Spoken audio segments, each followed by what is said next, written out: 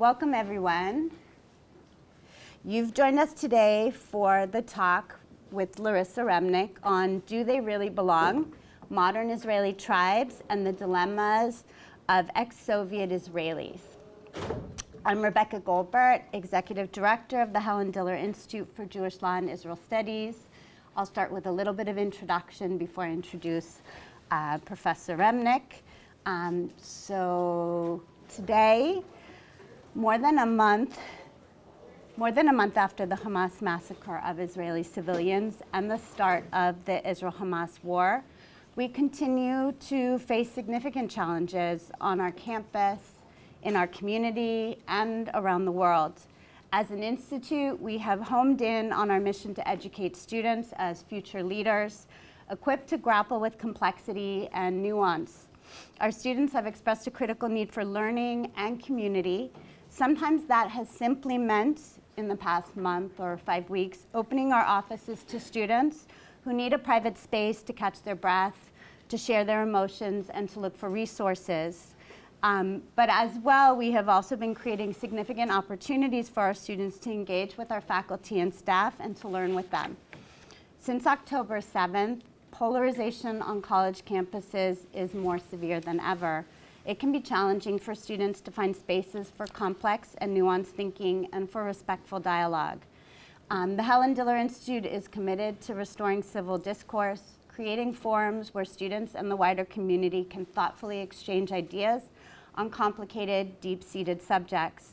Housed within Berkeley Law, where all of us are, we host a robust visiting faculty and scholars program, of which several of our visiting faculty are here today, so thank you. And we sponsor extensive courses in Israel studies across campus. We engage students in our undergrad fellows program, and I see some of our undergraduate fellows here as well, and in experiential learning initiatives in Israel when that is possible. And we reach campus and community through our range of public, academic, and student programs, such as tonight's program with Larissa Remennick. In light of the current situation, we have shifted our entire semester of programming, as many of you will have noticed. Conversations with Times of Israel senior analyst Haviv Reddick-Gur, author and clinical psychologist Ayelet Gunder-Goshen, and New York Times Jerusalem correspondent Isabel Kirshner changed their focus to fill the need for thoughtful, nuanced conversations about what's happening on the ground in Israel and Gaza. We have continued to add programs such as a recent conversation with Haifa University political scientist Ehud Iran that speak to the moment, deeply aware that our students, staff, faculty, and public are looking for conversations that hold complexity and authenticity. Many of these programs have taken place as webinars, and you'll find recordings of these events on our website. The Helen Diller Institute is supported entirely by philanthropic support, and we thank you for your continued generosity. So now I want to turn to tonight's program and to welcome Larissa Remennick. She is currently a Koret visiting professor in Israel Studies at UC Berkeley for the fall 2023 semester. Larissa Remennick immigrated from Moscow to Israel in 1991 and joined the academic faculty of Bar-Ilan University in 1994. At Bar-Ilan, she has chaired the Department of Sociology and Anthropology for several terms. She's dedicated her Israeli career to the study of the mass post-Soviet Jewish immigration and the resettlement experiences of Russian-speaking Jews in Israel and in the West. More generally, she is an expert in the sociology of international migration and immigrant integration in host countries, the formation of global ethnic diasporas, and transnationalism. Professor Remennick has published extensively in major academic journals and books, and she is the author of Russian Jews on Three Continents, Identity, Integration, and Conflict, that has become a common reference in the fields of Jewish and Israel studies, post-communist studies, and migration studies. So please join me in welcoming Professor Remennick. And just to give an overview of the evening, Professor Remennick is going to speak for about 20-25 minutes, and then we're going to continue in conversation together, and then we're going to take Q&A from the audience, and then we'll be done. So I leave you to start. Yeah, good evening, everyone, and thank you, Rebecca, for inviting me. I'm thanking the Institute for inviting me for this term that coincided with very dramatic events, but who could know, of course, in advance. And I thank you all for coming, for sparing your time to be with us tonight. So without further ado, I will tackle my subject, which is the Israeli tribalism, the increased fragmentation of the Israeli society, and the place of a very, very large chunk of the Israeli population, the Russian-speaking former Soviet Israelis, in this complex ethnic and cultural map. So, of course, it's well known to this audience that, the Jewish people are increasingly diverse, and this is reflected, of course, in the pluralism slash diversity slash tribalism, because some of those terms are more positive and some are more problematic, of the Israeli society, which is composed of immigrants almost completely. 95% of the Jewish population are immigrants of the first, second, or third generation from over 70 countries. And we know that fragmentation along the lines of ethnic origin, religion and religiosity, political camp, and immigration versus native status is only increasing, ongoing, so that it's increasingly difficult to define what is the Israeli mainstream, because there are so many different streams, substreams in this mainstream. So when the former president, Ruby Rivlin, in his famous 2015 speech spoke about the increased Israeli tribalism, this speech struck a nerve, although he only mentioned the 4 tribes, which I will spell out further, but right now we can speak about more. And of course, with this increasing fragmentation, we face a challenge of social solidarity, which across the tribal lines is usually very problematic in peaceful times, in regular, normal times, but is spiking during the periods of crisis and war and security threats, the one that we're facing right now. There's an amazing outburst of solidarity of everyone with everyone else. But within those tribes, within the Haredim, within the Ethiopians, within the settlers and other tribes, the cohesion and social support is usually very high. So the increased segmentation vis-a-vis the 4 tribes, Ashkenazim, Mizrahim, Aravim, and Haredim, that Ruby Rivlin mentioned in his speech several years ago, there are many more actually on the map that are divided along ethno-national lines, which is of course Jews and Arabs, or Israeli Palestinians. The naming and framing is changing all the time now. It's more politically correct to call them Israeli Palestinians.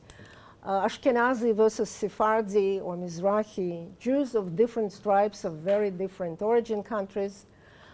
Ex-Soviet Jews, collectively labeled Rusim in Hebrew, Russians, which are the subject of my talk, who are historically Ashkenazi Jews, but actually are kind of labeled as second-rate Ashkenazim in Israel. Then we have Ethiopian Jews, who are another complex tribe, which is split internally between Beta Israel and Falashim, which are more Jewish and less Jewish, historically converted into Christianity, whose Jewishness is contested, of course. And then we have religiosity, the major line of conflict between secular, traditional, religious, and ultra-Orthodox or Haredi Israelis. The other one, which was not mentioned by Rivlin, but is increasingly important in Israeli politics and the current war and its reasons, is the split between those living within the Green Line in internationally accepted Israeli borders and those living in the settlements, B'Shtachim, beyond the 1948 Armistice line, which is called the Green Line. And the political parties of the Israeli settler movements are increasingly have an increasing hold over the Israeli political scene, as you may remember from the past 9 months of protests against the attempted legal reforms that were initiated exactly by the party of religious settlers in the territories. And then political camps, of course, correlate very closely with ethnicity, religiosity, and being a settler or not. Now moving to the object of our story, former Soviet Israelis, of which I'm one, immersed in a 30-plus years of participant observation of our own journey as immigrants in Israel. So we comprise about 40% among all ethnic origin groups of Israeli Jews, about 1.2 million among the population of 7.3 million Jews. And the most arrived after 1990 during the post-Soviet transition. The Russian-Israeli generation 1.5, which is a label attached to those who immigrated as older children or adolescents. They're in between immigrant generations 1 and 2. So they comprise today about 17% of all Israeli young adults. In some towns of the geosocial periphery of Israel, Russians, so-called, comprise between 30 and 50% of the residents in towns and cities like Ashdod, Ashkelon, Haifa, Bat Yam, and more. So you can see that Russian Israelis comprise really a critical mass within the Israeli Jewish population with very strong influence on all aspects of the economy, politics, society, culture, etc. Now, an important fact about our community is its exceptionally high rates of higher education. Over 60% arrived to Israel with diplomas and professional careers behind them, while the local labor market was clearly unable to absorb all those professionals, which was one of the dramas that particularly my generation has faced in Israel. Now, up until this day, older age cohorts and recent arrivals still feel very marginal and alienated from the Israeli Hebrew-speaking mainstream, mostly due to their poor Hebrew proficiency, residential and economic segregation, and I will elaborate on each of those aspects. Just a small illustration of the origin composition of the immigrants coming over the last 10, 15 years to Israel. You see that this larger segment of violet, half a circle basically is former USSR, almost 50%. And then larger segments come from Morocco and Romania. North America, just 4%, Iraq, Ethiopia, for about 4%, Poland, 3%, and all the other countries combined, 22%. So again, to highlight the matter of the critical mass of Russian speakers in Israel. Now, I'm using the terms ex-Soviets, former Soviets, Russian speakers interchangeably. They all point to the same wave of immigration that came from all the varied post-Soviet spaces, late Soviet, post-Soviet spaces. This huge territory that covers 1/6 of the global dry land and 11 time zones. Can you imagine that? So of course there's huge heterogeneity among those people along different lines.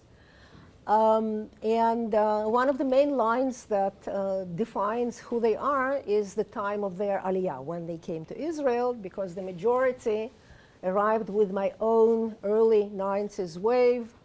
And by now we have spent 30 plus years in the country, and we're so-called Vatikim, old-timers, who are mostly politically, I would call, the most common identity is secular Jewish nationalists, okay? Now, the recent arrivals from the early 2000s on, especially since the third Putin's term, 2012 and 14, the first invasion of Ukraine, accession of the Crimea Peninsula, and the enhancement of political persecution in the country. So those more Recent arrivals are much less integrated with very limited Hebrew, more ethnically mixed. A huge part of them is intermarried, and the families are ethnically mixed. With very diverse politics, but generally more liberal and universalist vis-a-vis the veterans, the older wave of the 90s. Another line of heterogeneity, of course, is by the level of education and occupation before and after their arrival in Israel, which shaped their socioeconomic status and residential opportunities, educational opportunities for the children, etc. By ethnicity, we have Jews from the Slavic lands of the former USSR, and we have about 20% of Jews who are coming from the Caucasus area and the Central Asia, who are kind of resemble the Easterners, Mizrahim, in the Israeli vernacular, vis-a-vis the majority of Ashkenazi Jews coming from Slavic Soviet lands. Religiosity. By now, as of before the Aliyah, we've been mostly secular atheists and remain that way until today, while about 20% define themselves as more traditional, interested, connected to the Jewish culture, Jewish customs, and about 5% became Orthodox, mostly by the process that we call in Hebrew Chazara b'tshuva, the return in the fold of Orthodox Jewish religion, but it's a small minority. A chunk of them live in the settlements beyond the Green Line. And then there are migrant generations. Whether you came as an adult person, generation 1.0, whether you came as a child or an adolescent, 1.5, and whether you were Israeli born in the immigrant family, which is generation 2.0. So of course there's huge intergenerational variation in everything, in ideology, in belonging, in everything. Now, what are the key challenges for Russian Israelis?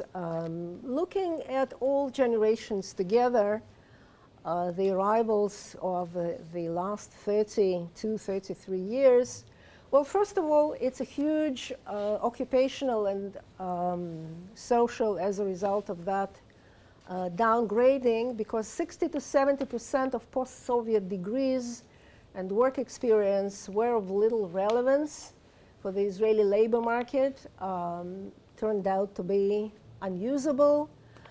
And most immigrants had to make a living by, any kind of work they could find, with usually low income, lower living standards vis-a-vis other Israeli Jews, and by the time they had to retire, which is pretty much now, no pensions that they have earned for themselves.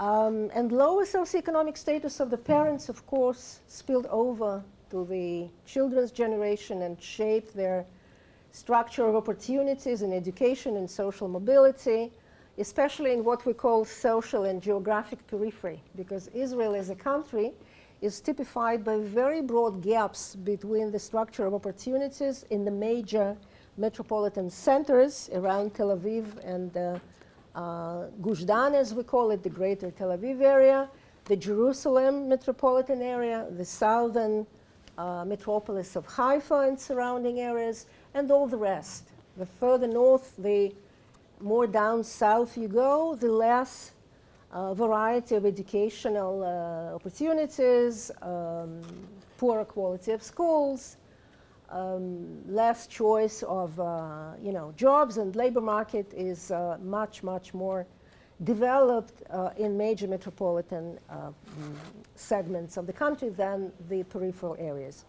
So the pie chart here presents the approximate distribution of occupations where immigrants work, and it's actually quite similar between immigrants in this country, in the United States, and in Israel.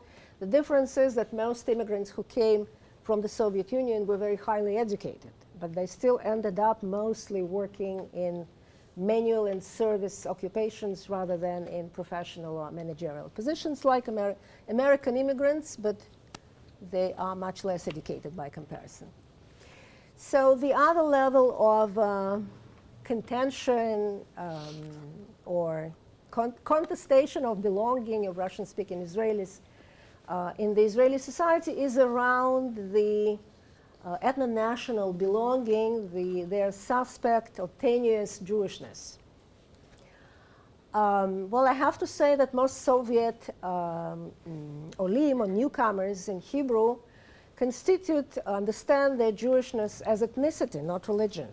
They grew up in an atheist society, quite detached from the Jewish, roots, education, traditional culture. So over the 30-plus years of post-Soviet Aliyah,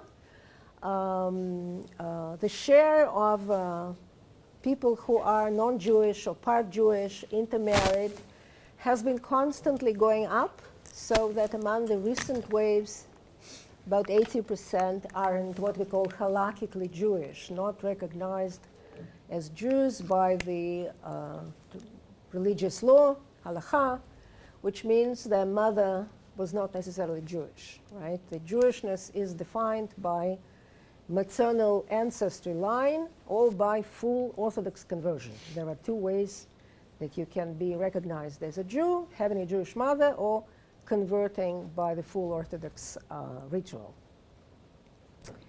So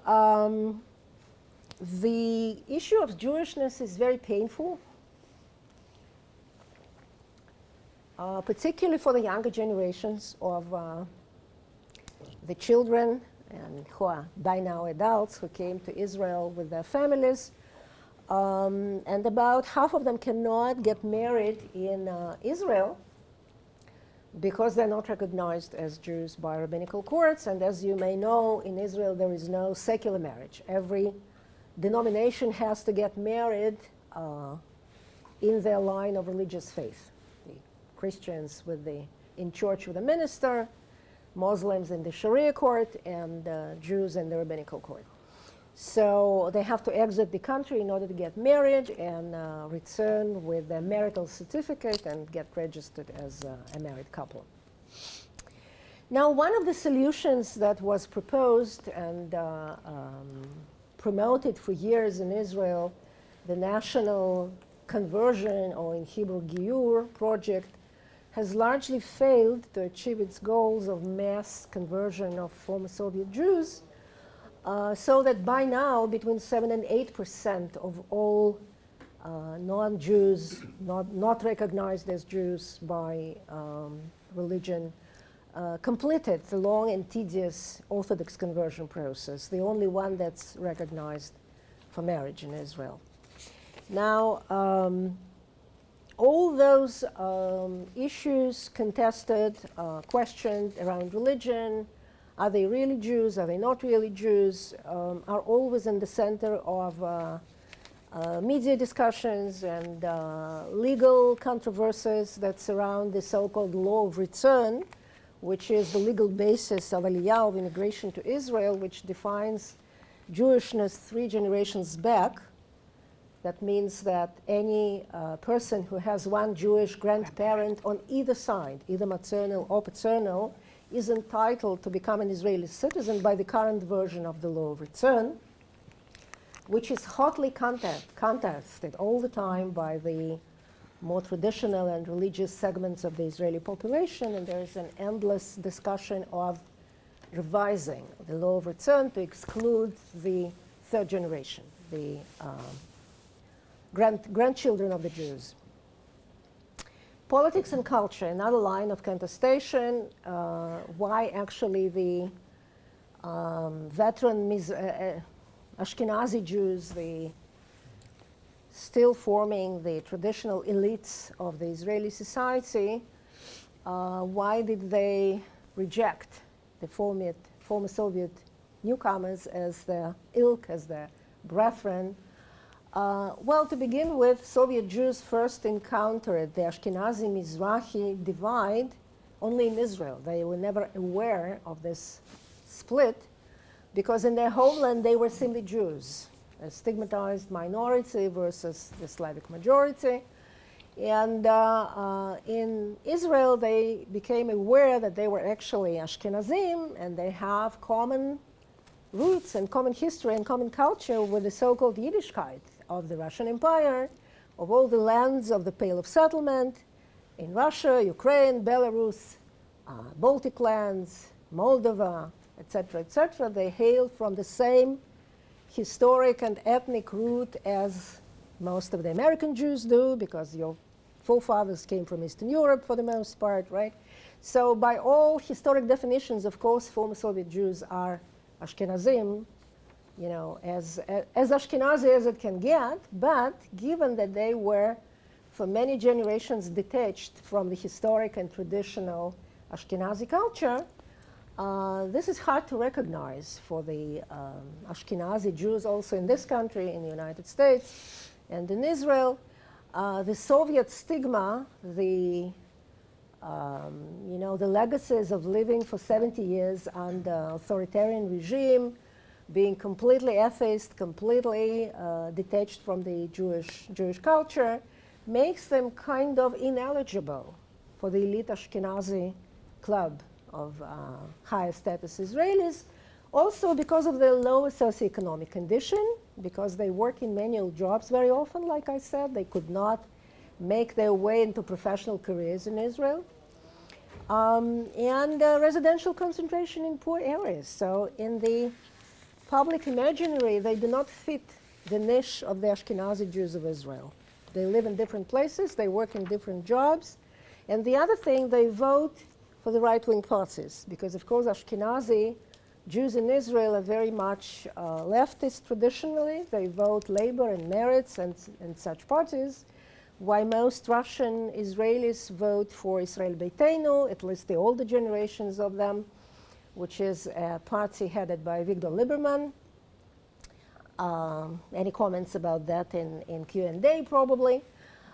So basically, feeling rejected by the elite strata of the Israeli society, which kind of they feel themselves historically and rightfully belonging, was a very upsetting, unpleasant discovery for many Russian-speaking Jews, causing their deeper entrenchment within the Russian subculture and sort of reactive ethnicity.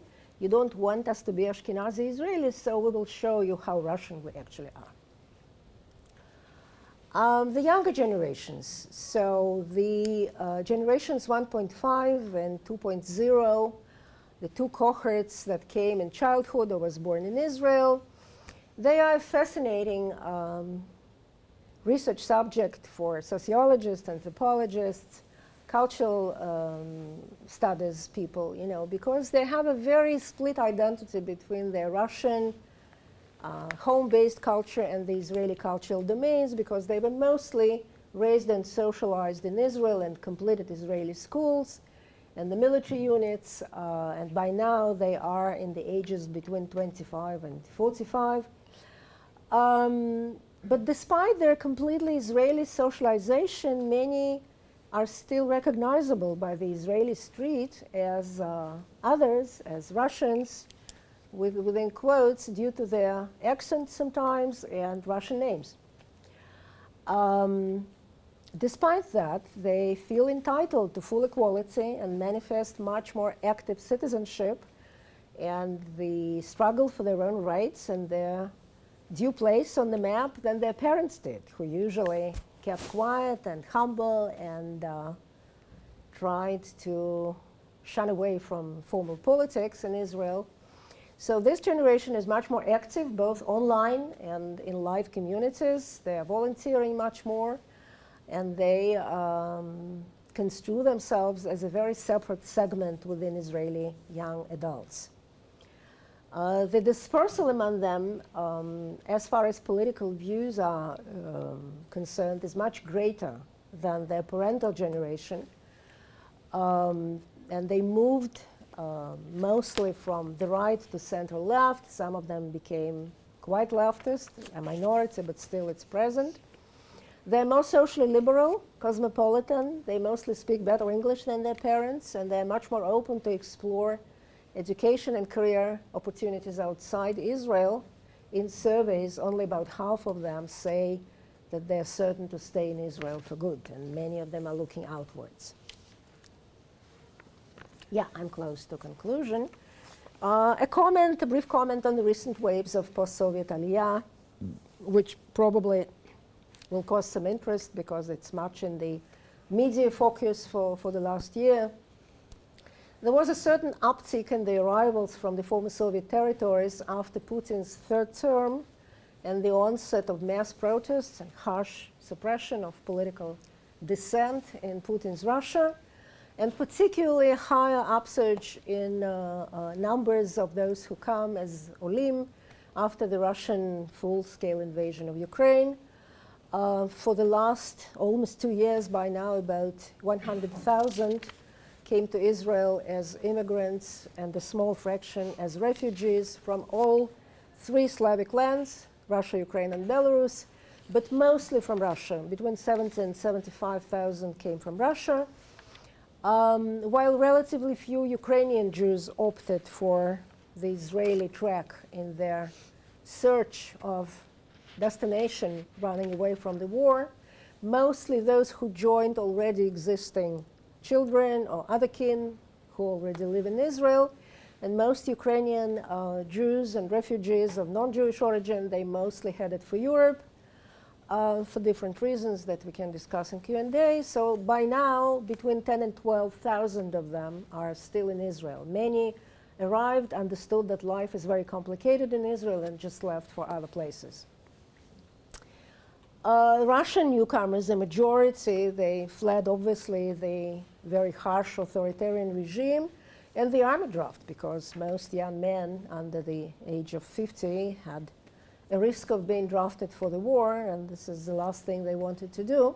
So those of them who had any kind of Jewish connection applied for the Israeli visas and arrived over those 2 years. Most of them, it's a very different wave from all the previous waves. They mostly belong to creative classes. They come from the major cities, from Moscow and St. Petersburg mostly, and they face severe career hurdles without Hebrew. And so some of them continue working in English or in Russian online. And of course, this most recent community of Russian-speaking new Israelis was completely shocked by the current drama or tragedy that is unfolding in Israel, another war that they now face in much closer proximity, being shelled in their homes in Tel Aviv, in Jerusalem, in Haifa, having to be drafted for the reserve service if they have any military experience at all. So of course this is a newly coming drama that is still in the making. Concluding thoughts, well, ex-Soviet Aliyah has been a great blessing for Israel. There's no question about that. The country got this mass influx of free human capital, educated professionals that came ready-made for the industry and high-tech and all venues of economic activity. And of course, they spearheaded both the economic upsurge of the 90s and the high-tech boom and the startup nation of the early 2000s. And also another added value, they helped offset the ongoing drift of the country towards religious Haredi majority. Now, for the former Soviet Jews themselves, the jury is still out on the matter of how much a blessing this immigration was for them, because on the one hand, they experienced certain demographic revival, having higher fertility rates, larger families, lower mortality rates, because actually in the former Soviet lands, the Jews were slowly dying away. So this was offset in the Israeli situation. But on the other hand, they faced very drastic economic downgrading and, like I tried to describe, very ambivalent social belonging in between the Israeli tribes. So an optimistic forecast is for the generations 1.52, hopefully, remaining in Israel and not exiting. And of course, much depends on the outcome of the current crisis for all of us, including the Russians. And just to end with a few pictures from our ethnographic studies on generation 1.5, I will comment on these pictures later on if you have questions. It's an alternative street wedding for those who cannot get married officially in the rabbinical court, the so-called psulei chitun, unmarriageable Israelis. International Women's Day, new holidays popular in the Soviet Union, introduced in the Israeli streets, and hybrid holidays initiated by Russian-Israeli associations to celebrate Russian Mimuna, so-called, the Moroccan traditional holiday marking the end of Passover, together Russians, Moroccans, and whoever wants to join. So on this optimistic note, I will... Thank you so much for this overview. I want to hone in on a couple of questions, and obviously we'll also turn to the audience at some point soon. But I'm fascinated by, first of all, your breakdown of 3 generations of Russian Israelis. The 1.0 generation, the 1.5, and the 2.0. And you talk about the shifts in civic attitudes, political participation, socio-economic well-being, cultural identity, and belonging. And in one of your papers on critical citizenship and civic participation, you suggest specifically generational shifts in the civic attitudes and engagements in the Israeli public sphere, particularly mediated by gender. So I'm wondering if you can elaborate, like, how have civic concerns changed, particularly among younger generations? How do they differ from their older generations? And then how have the modes of activism changed? And what role has gender played in all of that? Yeah. Well, this is actually a universal cross-cutting phenomenon between immigrant generations. It's a very similar dynamic of different immigrant groups in this country and in Canada and in Europe and in Israel. The parental generation is usually silent and immersed in the struggles of everyday survival, and usually accepts whatever script, including discrimination, ethnic slurring, othering, the mainstream society imposes on them. They usually take it as a given and understand that immigration is always hard and we have to persevere, and we did it for our children, so of course the children will succeed. And the children, when they come, they discover their own voice, they no longer willing to accept the second-rate citizenship or any kind of negative stereotyping. So they start voicing their claim for equal standing in the Israeli society. They start organizing because all the ex-Soviets are known for their political passivity and really not, lack of wish to engage in collective action, to form associations, to push for their common interests. And the children start doing this because they were socialized in Israel, and Israelis organize for their common interests all the time. Israel has an incredibly active civil society, as you know, right? So, which is coming to the fore again in those tragic days of the war, when, the current slogan is, En Medina, yesh chevra v'yesh anashim. There is no state, there is civil society, and there are people who come, to struggle for their own rights and interests. So the young generations very much picked up this idea, and they come to voice their grievances and their resentments and their disagreements with how they are perceived and labeled and pictured in the mass media, for example, in the Israeli culture.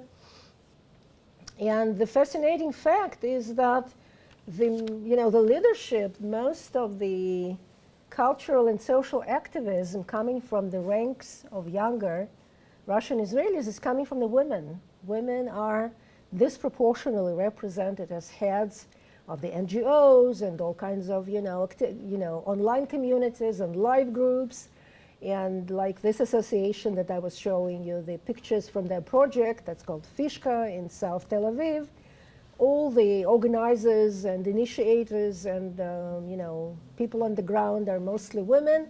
This is actually a fascinating sociological question. Why are women much more socially active and much more visible than men of the same generation that face similar problems? I have some guesses why is it so, but you know, it will take us somewhat off the track. So in terms of their political leanings, I mentioned that the new generations are much more dispersed around the middle, although a big fragment of them sides with the conservative right-wing ideology, voting for the parties like Likud, for example, secular nationalists, like, you know, they define themselves, which actually coincides with the major political drifting of the mainstream Israeli society. It's becoming more and more right-wing, you know, with every generation. So the Russians are not different from the rest of the Israeli public in that respect. But still there are groups, particularly those more educated, again, women, more leftist than men, about 15 to 20% lean to the left of the center and vote for Meretz and Labor and, you know, some remaining very, very small, shrunk remnants of the Israeli left.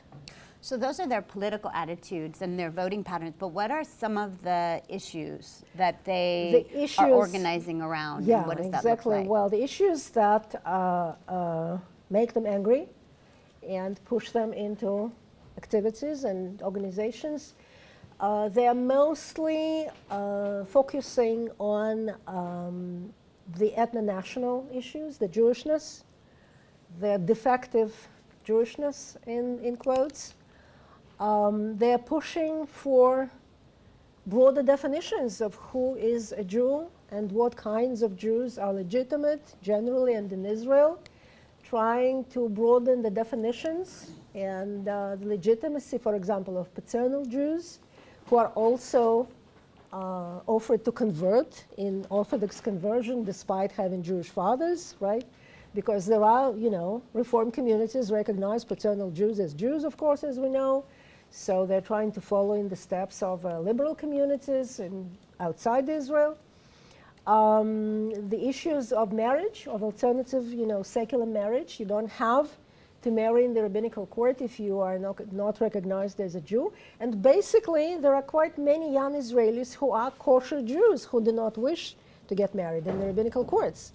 They vote by their feet, not coming to register for marriage in the rabbinical courts and just traveling abroad and getting their marital license and registering in Israel. So all the issues around the, you know, the block that we call in Hebrew Dat ve'Medina, religion and state, right, which are very, very central to Israeli politics, self-identity of the country as a Jewish state.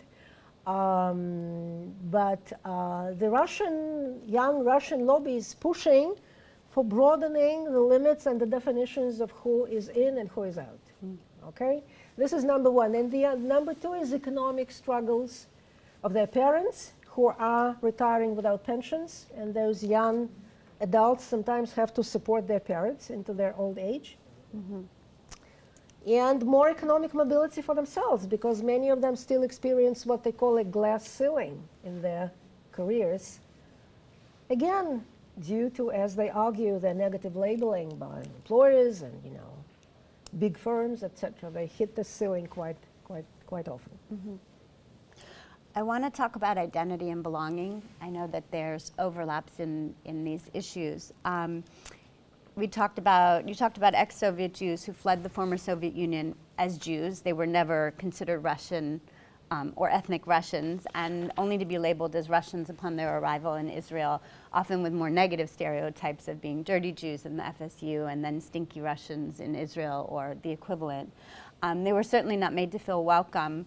And in your paper, Ethnic Trauma and Migration, where you're looking at women's narratives in an online support group, you talk about, you recount the narratives, the stories of migration that these women describe through the framework of ethnic trauma.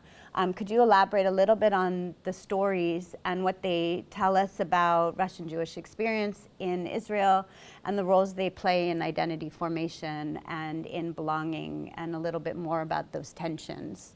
Yeah. Well, this is a study that looks on online ethnographies of 30 plus women of generation 1.5 that were extracted from a huge online project of storytelling about my immigration experience, about 500 interviews altogether, which kind of follow a pretty standard script, narrative script, that describes their struggles as young adolescents, rejection by their Israeli peers, a lot of humiliation that they came through, carrying all those negative labels of Russians who are mafia men and prostitutes and alcoholics and coming from dictatorial society, and of course not real Jews but fake Jews. So they heard all those slurs throughout their childhood and coming of age years, their schooling years, which was a complete shock for most of them. They never expected this kind of treatment. So their instinctive response as young kids was to distance themselves as far as possible from anything Russian. They tried to abandon any association with the Russian language and Russian culture and Russian music and Russian dress and Russian food.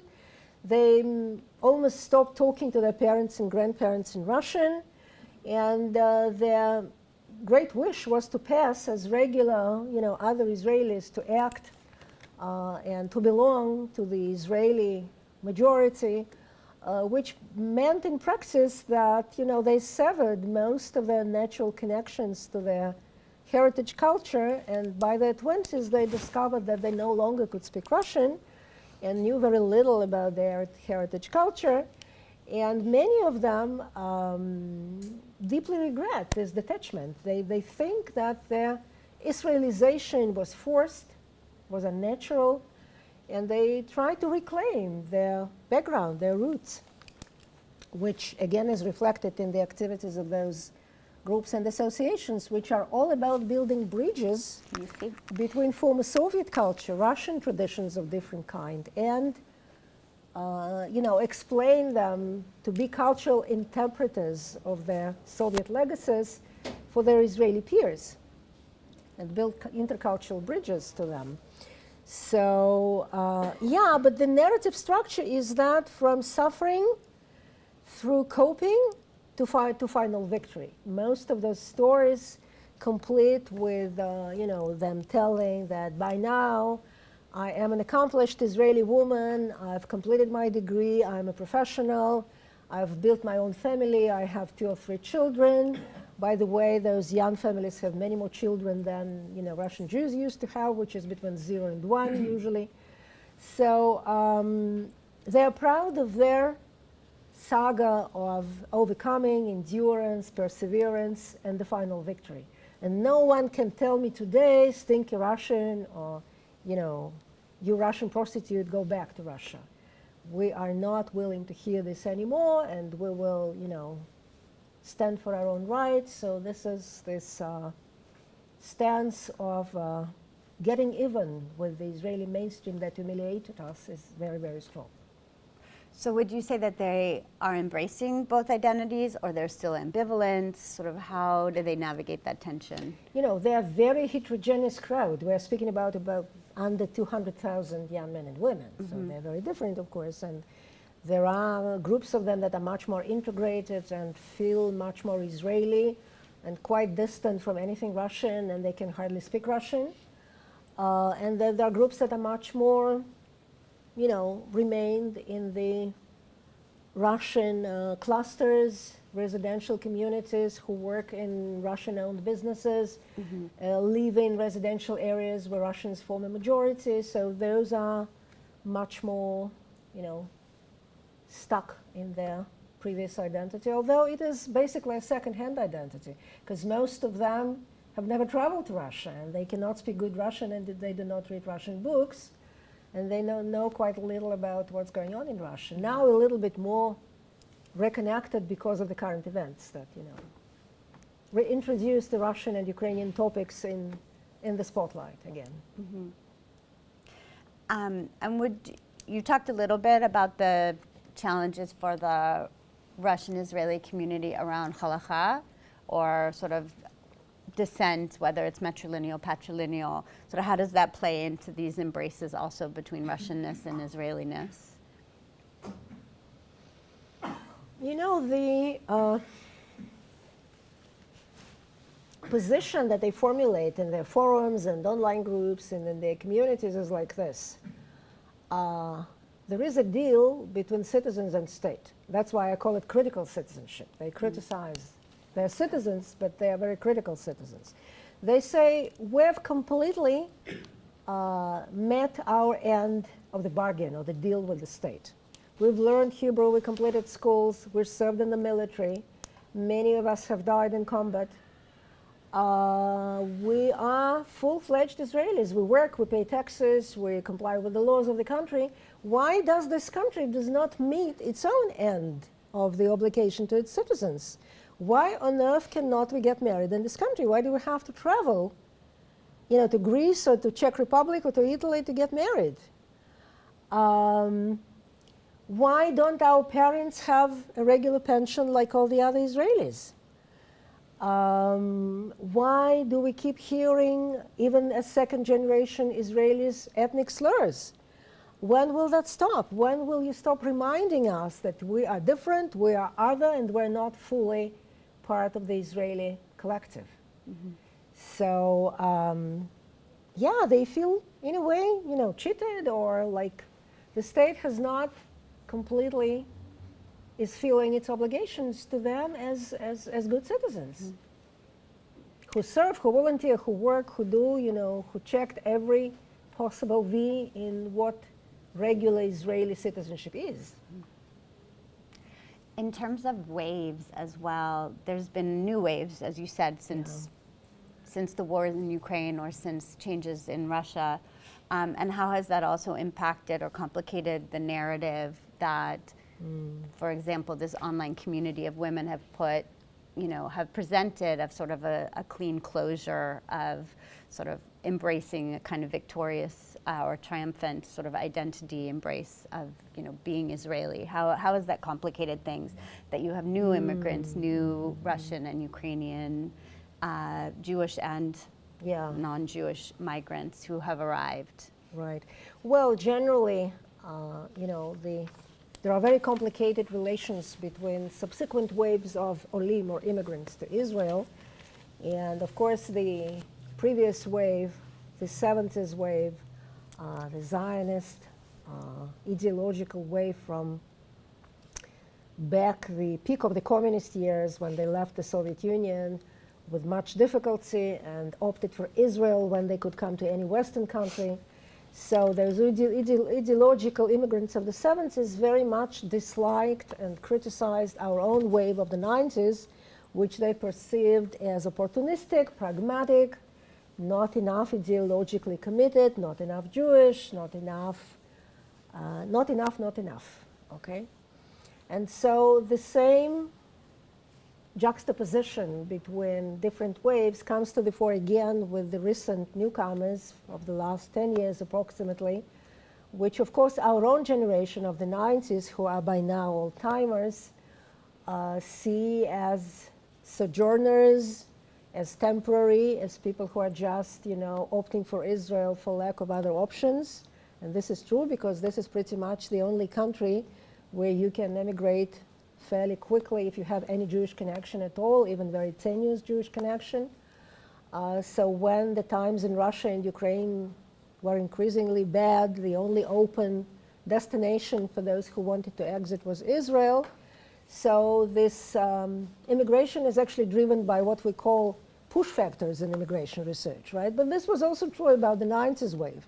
And so, of course, people forget that they were themselves driven by the same push factors from the, you know, crumbling Soviet spaces and unemployment and ethnic violence and nationalism, et cetera, et cetera. So basically, I think it's those rifts between different waves and the claims of not being, you know, fitting the bill or meeting the expectations. Regarding this recent wave, there's certain truth to the fact that they may be very temporary. They are using Israel as a temporary shelter from their troubles in Russia and Ukraine. and whether they had any other destinations open to them. Like, for example, to people who are recognized as refugees from Ukraine, they can go to Germany, they can go to Sweden, they can go, to Poland, etc. Russian Jews cannot do that. So the only possibility of them to escape also the military draft over the last year, right, is going to Israel.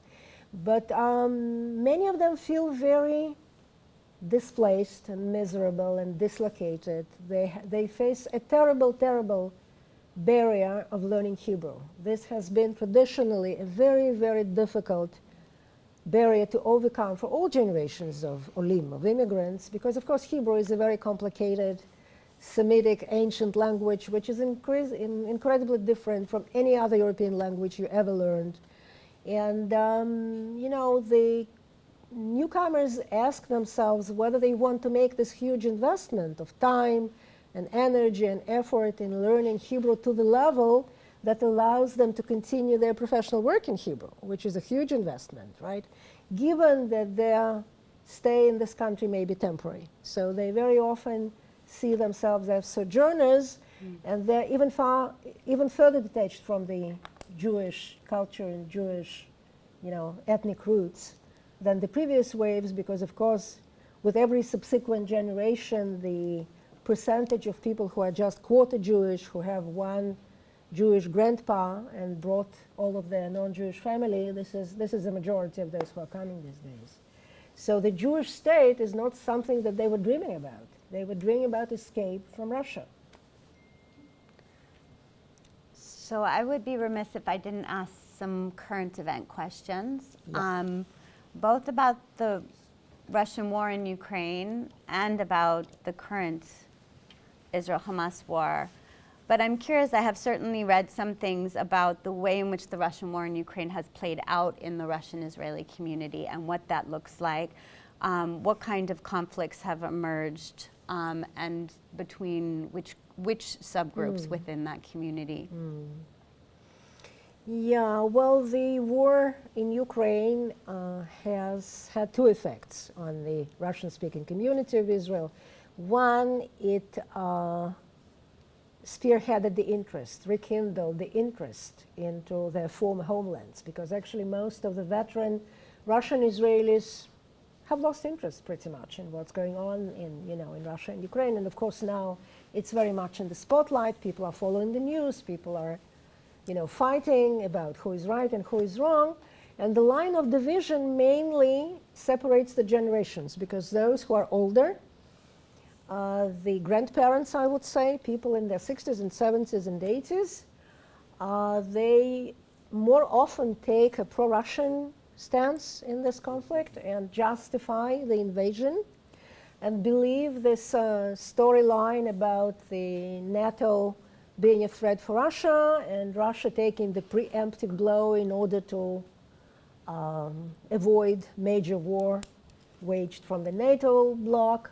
So they kind of buy the lines of the current Russian propaganda, the party line, also because they watch Russian TV, because they don't know any Hebrew, and this is their source of information, and this is what they believe. So, and Russian propaganda is quite effective. We also know that it managed to dupe huge percentages of population of Russia itself, right? And there is a spike in patriotism, and the majority of Russians are either neutral or siding with the war effort. So, and of course the younger cohorts are pro-Ukrainian and they see the conflict very differently. So I would say that the major fights are between generations and the families rather than between those who come from Russia or Ukraine, because absolute majority of young people who come from Russia are siding with Ukraine in conflict, of course. I have other questions, and I wanted to ask about the Russian-Israeli community specifically in relation to the current conflict, but I am going to defer because I want to make sure there's time for questions here, and we can come back to other questions. Yes, please tell us who you are. About the marriage tendencies, yes. The second generation, well, first they're quite young, and they do not get married so young. Israelis now marry in their 30s, not in their 20s, right? So the jury is still out, we don't know. But generally, in Gen 1.5, about 65% are married within the group and about 1/3 outside. I believe in the second generation it will be maybe the reverse trend. They will be just 2/3 will be married with Israelis, I think. Yes, you mentioned that in the 90s, 1.3 million Russian came to Israel. Yeah. How much of this 1.3 million were non-Jewish? Yeah, well, the estimates are that something between 400,000 and 500,000, including everyone, the recent waves included, because every subsequent wave, the later they come, the higher the proportion of non-Jews. Like those who are coming over the last 10 years, about 80% are not recognized as Jews by Rabbanut. So in my own wave, in the early 90s, about 85% were Jewish, recognized as Jews. So the percentage of non-Jews is growing all the time. On the cross-section, between 400,000 and 500,000 are not recognized as Jews. right now, Yes, living in Israel. including the Ukraine refugees. Everyone. Okay. This is a small number. It doesn't change the numbers very Wait, much. 100,000 is not a small number. Yeah, it's all the Slavic Republic. It's not Ukrainians. So, It's about 100,000 from all the Soviet territories, not just Ukraine. I said there's a small minority of Ukrainians. They do not come to Israel. They prefer other destinations. It's mostly from Russia. how many came to Israel? Do you have figures? 70,000 since the start of the war from Russia. 70,000? From Russia. Yeah. Another 12,000 from Ukraine and 1,500 from Belarus. That's it. They're mostly third generation, nechadim, the grandchildren of the Jews. Okay, and my question is whether, we're talking about 500,000, yeah? Non-Jews? Rough estimate. Okay, so it's almost like building a new cleavage, or what's called subculture in Israel. Do you see any dangers in terms of the polarization? If we look at the overall, fabric, the social fabric in Israel, how would you? Yeah. Can you give us some of your Certainly, input on this? certainly. Very good point. It's another cleavage. It's another, schism in this already very split society. And the point of contention in the political discourse, like I said, there are constant calls for changing the law of return, for excluding this clause that allows the third generation and then non-Jewish to come to Israel and get citizenship immediately, right?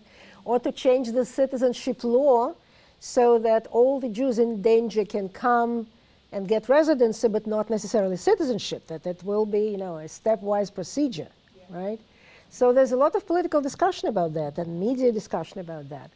And this 500,000 of people, they actually include paternal Jews, okay, those whose father is Jewish, who consider themselves Jewish, because in the Soviet Union, exactly, because it's vice versa. In the Soviet Union, people who had a Jewish last name from their father and a Jewish patronymic stemming from the father's name were considered Jews.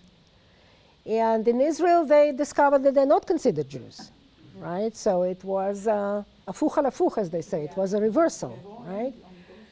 And when they hear suggestions to convert, they get offended because they say, we're Jewish, why should we convert? We've always been Jewish, right? And this 500,000 includes people who are, for example, maternal grandchildren. They have their grandmother and their mother was Jewish, so they're considered halakhically Jewish, but they do not feel really Jewish because mother's descent was much less important than father's descent in the Soviet Union. So it's a very mixed group. And then there are spouses and children who are completely non-Jewish, who have nothing to do with the Jewish people, who just joined their spouses and parents, to come to Israel. So it's a very mixed crowd, and this is construed by the Israeli traditional and religious, I would say, majority, because of course the secular Israelis are a shrinking minority all the time, right? This is construed as a social problem for the country, because I do not see it as a social problem, but they do see it as a social problem. Hi, this is Lily Nobel, and I'm Israeli as well. One question that I have, at some point the army had an accelerated program to make the conversion easy to the Russian Jews. So what happened to that one? We know that the Israel Democracy Institute was very much pushing that. And the comment is, in addition to the Russian Jews accelerating the high tech in Israel and turning Israel to be a startup nation, they also contributed a lot on the artistic cultural level. You know, musical orchestra, which basically, you know, sprang out in the cities, theater with Teatron Gesher, which we very much appreciate. I think it's nice to be sharing a little bit about that because we benefit from that a lot. Right. Yeah. Right. Thank you for that comment. Yeah, of course, you know, Russians have brought a lot of new culture, different culture to Israel. You know, actually Russian Jews who construe themselves as intelligentsia, you know, they are creative classes, they are educated classes, they sometimes also have this sin of down-looking to the Israeli culture as something much more, you know, recent invention, more primitive, more limited, and they believe that they come from a much richer and more established cultural tradition. So this is also there, but they've built a lot of, you know, the whole Russian subculture of theater and libraries, and they contributed a lot to the education. You know, there is this Schooling Mofet project that very much reinforced the quality of our children's training in math and sciences, which was very weak in Israel traditionally. And of course, there are many, many musicians who came and became, you know, every kibbutz and moshav has its symphonic orchestra these days, and 90% of the musicians are of Russian origin.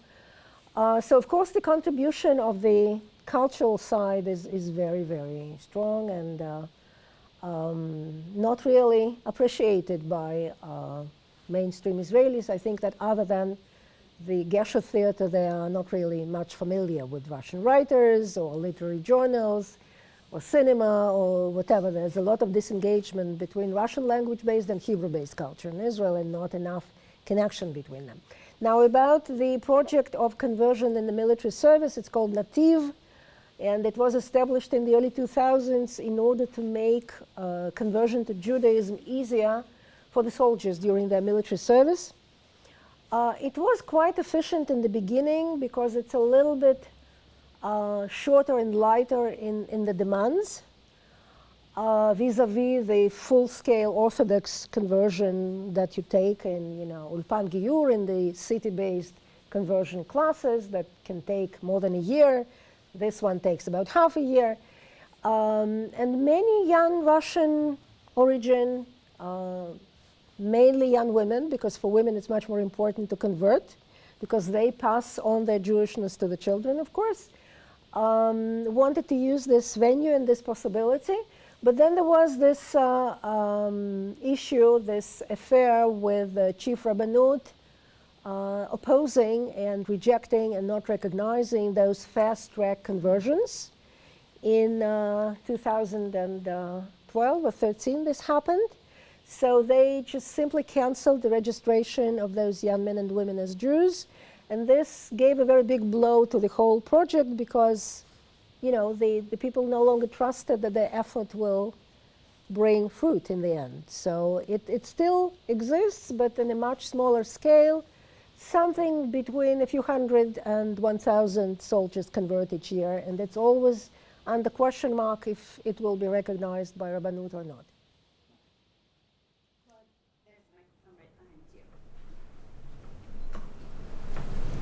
Thank you for that very rich talk. So one recent event I thought might be a sort of experiment or demonstration of position of Russia in Israel. Could you talk a little bit about what the community, or Russian community's position was during the demonstrations against the judicial reform? It seemed to be a real test of allegiances in Israel. Mm-hmm. Thank you, Claude, for this question. Yeah, it was sort of a testing ground or litmus test for, you know, democratic leanings, let's say, because of course all the generations of Russian Israelis were not raised in a democratic society, and they have much skepticism about democracy as a concept, and the Israeli version of democracy in particular, because it causes a little of disorder and balagan on all levels, as we know. This huge number of parties, this impossibility of building coalitions, You may remember that we were 5 times on the voting loop over the last 2.5 years. So this does not add credibility to the democratic institution generally.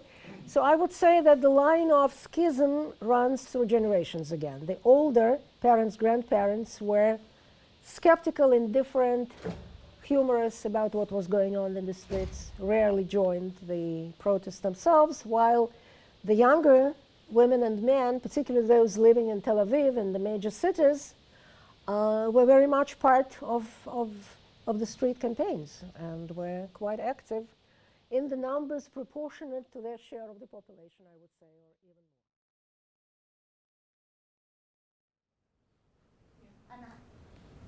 more. Anand Zanger from Tel Aviv University. I'm a visiting professor. I would like to mention a television series, apropos mainstream, which is Sovietka. I wonder if you know it. It's very successful, produced by Israeli channel, and it was the writer are Russian, so I wonder if you can comment. Yeah. I find it very high correlation to what you're describing. There was a lot of hype about this series. I actually watched it mostly when I came here already because it was broadcast in July, August. Yeah, this is not the first excursion of the Israeli media into the topics of younger generation of Russian Israelis. There was also a documentary series by the name of Dor Echad V'Chetzi, the Generation 1.5, in which I also took part a couple of years ago, which was also quite popular, broadcast on our public television on Channel 11. And there were several documentaries discovering, different parts of the saga experienced by young Russian women vis-a-vis their sexualization and the negative labels attached to them, and the issues experienced by educated professionals who never reclaimed their careers in Israel. So it's not the first story, but it was quite popular because it's quite funny, and the script was good, and it was, of course, and the key actress was very good. I personally did not like it very much because it kind of illuminates all the stereotypes, It just highlights, it's completely based on all the stereotypes about how those Russians are and how they behave and how they talk and whom they befriend, etc., and whom they marry. So, but it had overall a good impact on the Israeli mainstream because, again, it builds bridges and it adds interest and it connects between, makes them more familiar. And they actually stroke the nerve on several issues quite correctly. So, yeah, it's you can watch it. I'm not sure if there are English subtitles. It's always the problem because, generally Israeli television series are very, very high quality. Israel has completely upgraded itself in the quality of TV dramas that they produce, and many of them, as you know, have been, adopted or as copycats, like in Therapy, or were just bought by Netflix, as the Homeland and Fauda, and by the way, the producer of Fauda was killed in action a few days ago because he came to serve in the reserve unit. The guy who produced all the 4 seasons of Fauda was killed. No, not Issacharov, the other one. Issacharov wrote the script, and this one was the Mafik, the producer. Matan something. You can look it up. But it happened yesterday or the day before yesterday. So Israeli television is excellent, but the problem is it's produced for internal consumption. There are very few films and series that have an international version or English subtitles. This is something I'm struggling with my own teaching, because I would love to show my class, my students, Israeli documentaries, Israeli TV series, and I cannot because it's all in Hebrew. And I think Israelis are not doing a good enough job in making themselves more viewed, understood, visible for the international audiences, which very much explains all the negative stereotypes and all the misconceptions and all the, information war that we are seeing these days when this real war is unfolding, because Israel is not doing a good job explaining itself to the outer world and building those bridges. You know, it doesn't invest enough energy into that. And this is such a pity, because this is how you win the wars these days. Yeah. Here, please. One information type question. How do these people who are not considered to be Jews identify? Do they carry sort of Soviet-style passports with Kathy Pum there that says Jew or not Jews? How is it established that they're mother Jewish or not? What kind of documents are required to certify? You mean in the process of applying for the Israeli visa? No. When? In the country itself? When they're already in the society. Yeah. Well, this is defined at the entrance. When they come to the airport, they are being given the Israeli ID card. And if they were not recognized as Jews, then the consulate vetting that they passed back in the Soviet Union, in the former Soviet places, then they will have the Teudat Zeut, the ID card that will have a blank line for nationality or ethnicity. In the older versions of our ID cards, we used to have the same, fifth line like it was in Soviet passports back then. But in 2002, it was canceled, so now they do not state your le'om, or ethnic identity, in the ID card. But then in the Ministry of the Interior, they know who is who always, and when you want to go to get married in rabbinical court, then you have to pass the procedure of verification of your Jewish ancestry, okay? It's a special procedure. You have to prove that you are Jewish. And particularly those who originate from the Soviet Union are mistrusted always by the rabbinical judges.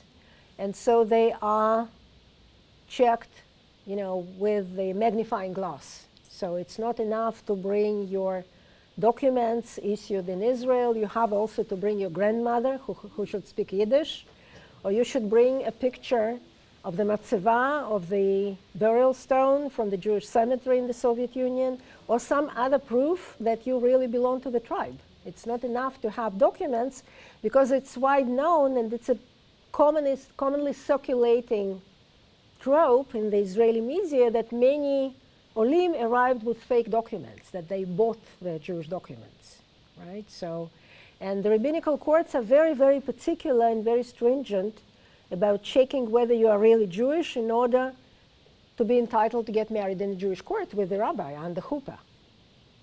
And it's a very humiliating and distressful process for young Russian originating men and women, which is why, again, many of them bypass the rabbinical courts completely and just exit and marry abroad.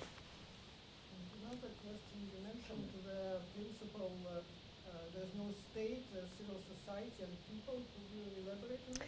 Well, this is a frustrated outcry that originates from the last tragedy of the attack and massacre of hundreds of people over the same day in the southern parts of Israel near the Gaza Strip, when no army and no state came to protect them. They were not there, okay?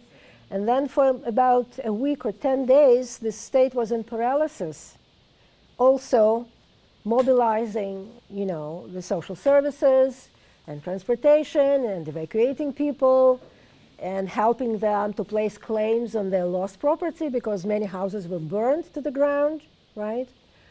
So the state was not there. The state was in shock and paralysis, while the civil society was mobilized almost overnight. People started coming in their own private cars on the same Sabbath, the Black Sabbath that happened on October 7th, to help the people they knew, to get them out in their private cars.